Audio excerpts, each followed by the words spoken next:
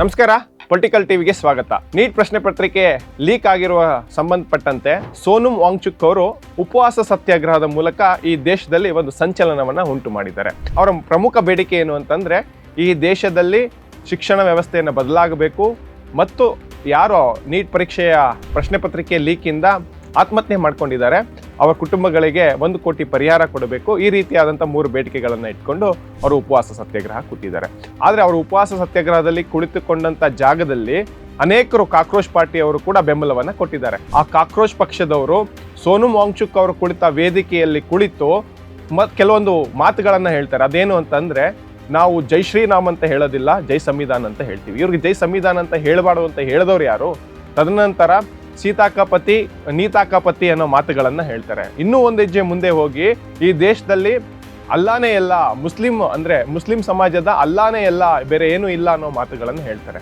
ನೀವು ಪ್ರತಿಭಟನೆಯ ಉದ್ದೇಶವೇನೋ, ನೀವು ಮಾತನಾಡ್ತಿರುವಂಥ ಮಾತುಗಳನ್ನು ಏನೋ, ಯಾವುದಕ್ಕೂ ಒಂದಕ್ಕೂ ಒಂದು ಸಂಬಂಧ ಇಲ್ಲ. ಆ ಹೋರಾಟಗಾರರು, ಆ ಎಜುಕೇಷನಿಸ್ಟು, ಆ ಸೈಂಟಿಸ್ಟು ಈ ದೇಶದ ವಿದ್ಯಾರ್ಥಿಗಳಿಗೆ ಅನುಕೂಲ ಆಗ್ಲಿ ಅಂತ ಉಪವಾಸ ಸತ್ಯಾಗ್ರಹನ ಮಾಡ್ತಾ ಇದ್ರೆ, ನೀವೆಲ್ಲ ಹೋಗಿ ಆ ಮನುಷ್ಯನ ಹೋರಾಟವನ್ನೇ ಹಾಳು ಮಾಡುವಂತ ವ್ಯವಸ್ಥಿತವಾಗಿ ಒಂದು ಪಿತೂರಿ ಮಾಡ್ತಾ ಇದ್ದೀರಾ. ಆಮೇಲೆ ಇನ್ನೊಂದು ವಿಶೇಷ ಏನು ಅಂತಂದ್ರೆ, ಈ ದೇಶದಲ್ಲಿ ಕೇಂದ್ರ ಸರ್ಕಾರದ ವಿರುದ್ಧ ಯಾವುದೇ ಹೋರಾಟ ಇರಲಿ, ಅಲ್ಲೊಂದಿಷ್ಟು ಜನ ಕಂಪಲ್ಸರಿ ಹಾಜರಿರ್ತಾರೆ. ಅವ್ರಿಗೂ ಪಕ್ಷಕ್ಕೂ ಸಂಬಂಧ ಇರೋದಿಲ್ಲ, ಅವರಿಗೂ ಹೋರಾಟಗಳಿಗೂ ಸಂಬಂಧ ಇಲ್ಲ, ಆದ್ರೂ ಅವ್ರು ಹೋಗಿ ಮುಖದರ್ಶನ ಮಾಡ್ಬೇಕು. ಅದರಲ್ಲಿ ಈ ಪ್ರಕಾಶ್ ರೈ, ಸಿಸೋಡಿಯಾ, ತದನಂತರ ಡಿಂಪಲ್ ಯಾದವ್, ಈ ರೀತಿಯಾದಂಥವ್ರು ಹೋಗಿ ಪ್ರತಿಭಟನೆಯಲ್ಲಿ ಕಾಣಿಸ್ಕೊಳ್ಳೋದು, ಆ ಪ್ರತಿಭಟನೆಯ ದಾರಿ ತಪ್ಪಿಸೋದೇ ಈ ವಿಷಯ. ಅದರಲ್ಲೂ ಪ್ರಕಾಶ್ ರೈ ಅವರು ಮಾತಾಡ್ತಾರೆ, ನಾವು ಜೈ ಶ್ರೀರಾಮ್ ಅನ್ನಲ್ಲ, ನಾವು ಜೈ ಸಂವಿಧಾನ. ನಿಮಗೆ ಜೈ ಸಂವಿಧಾನ ಅನ್ಬೇಡಿ ಅಂತ ಈ ದೇಶದಲ್ಲಿ ಹೇಳಿದವ್ರು ಯಾರು?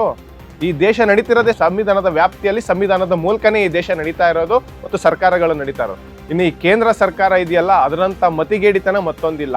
ಈ ದೇಶದಲ್ಲಿ ಕಳೆದ 13 ವರ್ಷಗಳಿಂದ ಈ ದೇಶವನ್ನು ಆಳ್ತಾ ಇರುವಂತಹ ಕೇಂದ್ರ ಸರ್ಕಾರಕ್ಕೆ ಒಂದು ರೀತಿ ಅಧಿಕಾರದ ಮದ ಬಂದ್ಬಿಟ್ಟಿದೆ.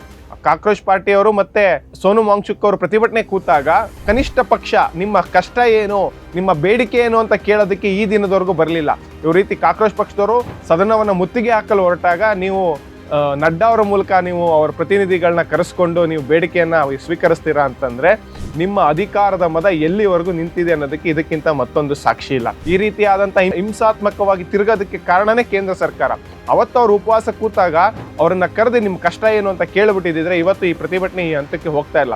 ತದನಂತರ ಇವ್ರು ಹೇಳ್ತಾರೆ ಕಾಕ್ರೋಚ್ ಪಾರ್ಟಿಯವರು, ನಮಗೆ ಗಾಂಧಿ ಮಾರ್ಗನೇ ಮುಖ್ಯ ಅಂತ. ಸ್ವಾಮಿ, ನೀವು ಗಾಂಧಿ ಮಾರ್ಗ ಆಗಿದ್ದಿದ್ರೆ, ಇವತ್ತು ಗಾಂಧೀಜಿಯವರ ಮಾರ್ಗನ ಅನುಸರಿಸಿದ್ರೆ ಇವತ್ತು ಈ ಪ್ರತಿಭಟನೆಯಲ್ಲಿ ಕಲ್ಲು ತೂರಾಟಗಳು ನಡೀತಾ ಇರಲಿಲ್ಲ, ಹಿಂಸಾತ್ಮಕವಾಗಿ ನಡೀತಿರಲಿಲ್ಲ, ಕಾಕಿ ತೊಟ್ಟಂತ ಪೊಲೀಸರ ಮೇಲೆ ಹಲ್ಲೆಗಳು ನಡೀತಾ ಇರಲಿಲ್ಲ. ಕೇಂದ್ರ ಸರ್ಕಾರವನ್ನ ಪ್ರಶ್ನೆ ಮಾಡಿದರೆ ಈ ದೇಶದಲ್ಲಿ ಅವರೆಲ್ಲರೂ ಕೂಡ ಪಾಕಿಸ್ತಾನಿಯವರಾಗ್ಬಿಡ್ತಾರ?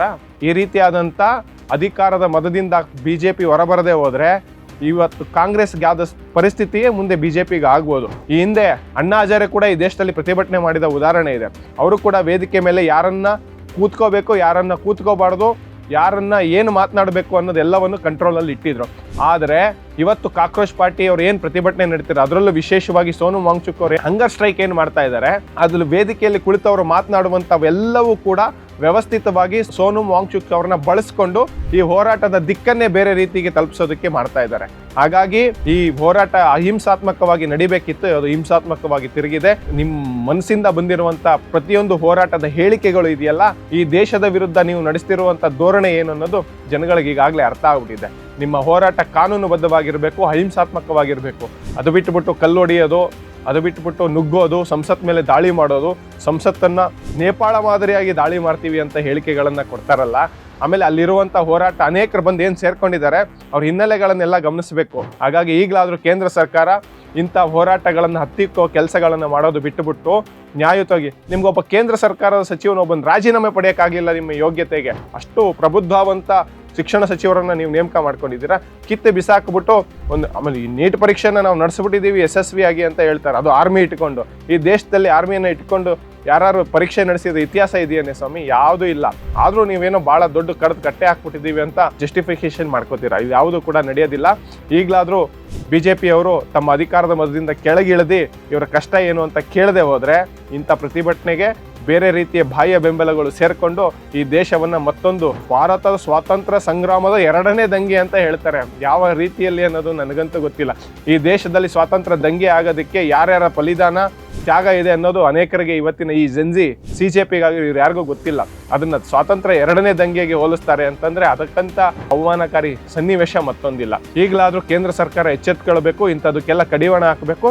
ಈ ಕೂಡಲೇ ಅವರನ್ನು ರಾಜೀನಾಮೆ ಪಡೆದು ನೀಟ್ ಪರೀಕ್ಷೆ ಈ ರೀತಿ ಆಗೋದಿಲ್ಲ ಅನ್ನೋದಕ್ಕೆ ಒಂದು ಲಿಖಿತವಾದ ಭರವಸೆ ಕೊಟ್ಟುಬಿಟ್ರೆ ಅವರ ಪ್ರತಿಭಟನೆನೂ ನಿಲ್ಲುತ್ತೆ, ಈ ಹಿಂಸಾತ್ಮಕ ಮಾರ್ಗವನ್ನ ಅವರು ನಿಲ್ಲಿಸ್ತಾರೆ ಅನ್ನೋದು ನಮ್ಮ ಭಾವನೆ.